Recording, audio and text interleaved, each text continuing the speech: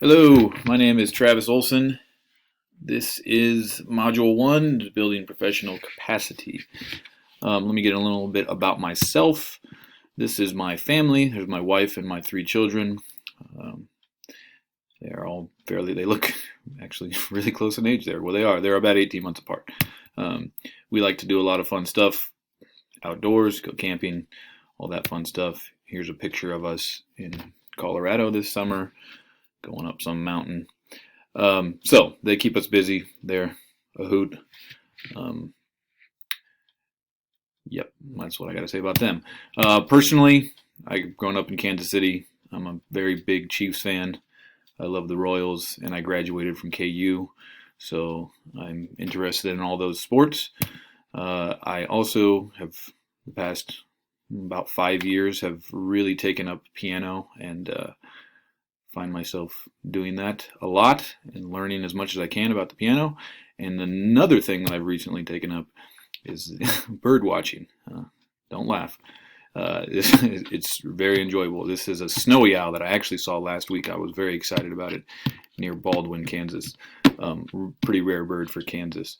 And then this past summer I saw this swallow-tailed kite near Lawrence, Kansas. Also incredibly rare but awesome bird to see in Kansas. So if you're looking for something to do, go bird watching. I highly recommend it.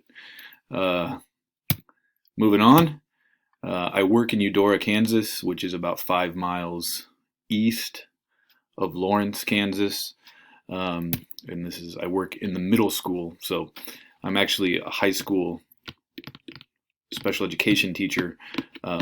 I work for an EBD program, so I work in the middle school, but I only work with high school students.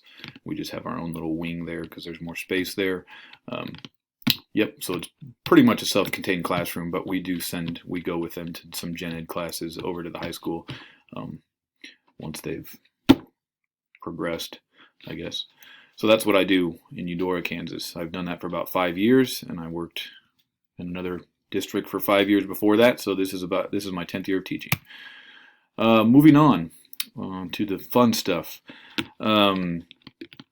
This one of the strategies of the professional collaboration and like making a good culture is improvement.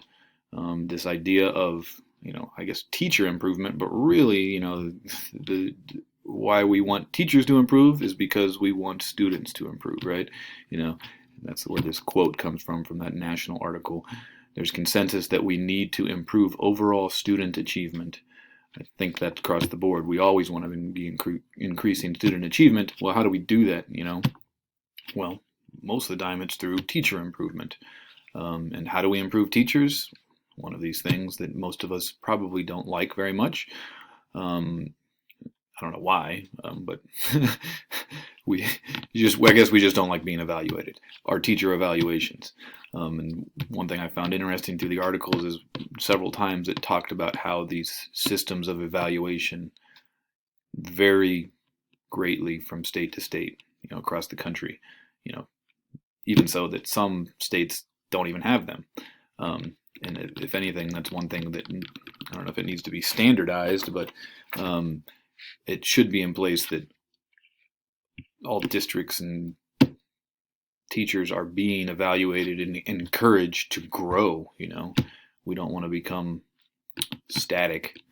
And like this last quote says, effective teacher supervision and evaluation systems that inform teacher professional development and improve instruction are essential. So right there, it's telling us that these things are essential if we want to improve teachers and therefore improve student achievement. Another thing that I think is very important is the mentoring and coaching aspect of it, which I think is neglected a lot. Being able to hook up with an experienced teacher who can kind of show you the ropes, continue to coach you, is a good thing. And can definitely build this collaborative culture that we're trying to talk about. Moving on. Retention. One way to improve retention is to improve school culture. We want to be where it's nice and positive, and we feel welcomed. Something that we do have control over and make an impact on is teacher well-being, which in turn can help to improve teacher retention. Yeah, if teachers are feeling good about themselves, they're probably going to stay. Um, and yeah, this other thing this Torres guy mentioned is the idea of retention pay, paying teachers, a bonus in some ways of for just sticking around. I think all of us teachers could use more money. We wouldn't complain if we were paid more, but it could be a very good incentive for teachers to stick around. Unfortunately, even across districts, there's obviously different pay. So sometimes really good teachers go to a district that pays them more, and the districts that don't pay as much suffer because of that. Yeah, and other things that help improve retention insist on involvement. We want our teachers to be invested into their community and their school. We want them to continue to grow. Those kind of things. We'll get into that a little later too, in the learning aspect. We want them to invest in community. We want to encourage sponsorships, coaching, anything we can to get them familiar with their students and their school. And this interesting aspect at the bottom, teachers feel they are valued and their work is valuable. So obviously that's just a human aspect. We all want to feel valuable, and interesting. I like to listen to Dave Ramsey, and he sometimes talks about this idea of it doesn't matter how much money we get paid if we don't see any value in our work. We could be getting paid $1 million to do something we don't want, and we'd still be miserable doing it. Maybe. It's just an example. But if we find real value and that we're contributing and making an impact in the work that we do, we're going to come back, right? It would just be nice to get paid more too.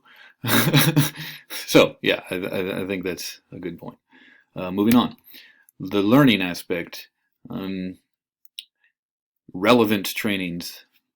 Emphasize relevant, because a lot of times we sit through trainings that don't have much to do with us, unfortunately. So as someone who's looking to be an administrator in the future, making more relevant trainings specific to your school, specific to your teachers, is a good thing. Continue to encourage teachers to grow, get new endorsements, take more classes, get a master's degree, those types of things. We want our students to be lifelong learners. Therefore, we should embody that ourselves and continue to grow. Another thing, regular meetings, just keeping staff informed of what is happening, in the school and around the school. So we can be informed and have the ability to discuss those things and be more prepared for it. Yep, that's learning. Moving on.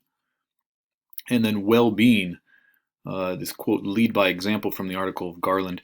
Any conversation about supporting our children's well-being, typo there, must also include how we support our teachers.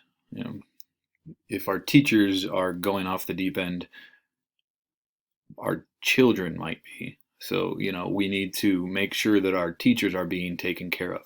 And, in this day and age when we're always talking about how teachers are overwhelmed and have more kids and more things to do, especially this year where we just have all these different tasks that we have to do, people could be feeling overwhelmed. So we need to make sure we're taking care of them because they're the ones taking care of our students. Like we talked about earlier, creating a positive culture, and that comes through balance. I put this little Cheers logo because, the Cheers theme song, you want to be where everyone knows your name and where you feel welcome. You step in there and people know you and you feel like good and a part of something. I think that's a great thing for any school to have. And then this idea of balance. yes, we do want to take our profession seriously, but not at a cost, not at the cost of like having problems, emotional problems, those types of things. You just need a balance. Do things that you enjoy. Do step away from the job at times, and I think we can do that. So there's the well-being aspect of it. And then this moving on to the standard correlation. I'm not going to read this entire thing. How it relates to improvement, how it relates to retention, learning, well-being. And I was going to just share the relevant part. I think it is, the assignment was relevant to me because it reemphasized the importance of teacher and student well-being.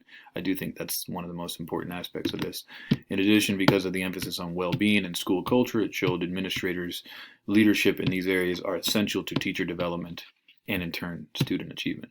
So as people who are seeking their admin degrees, we might be in this situation. And in order to have our students achieve greater heights, we need our teachers to achieve greater things. So that's what I took away from it, and how we can do that. Beyond that, here's my references. Thank you for listening. Take care.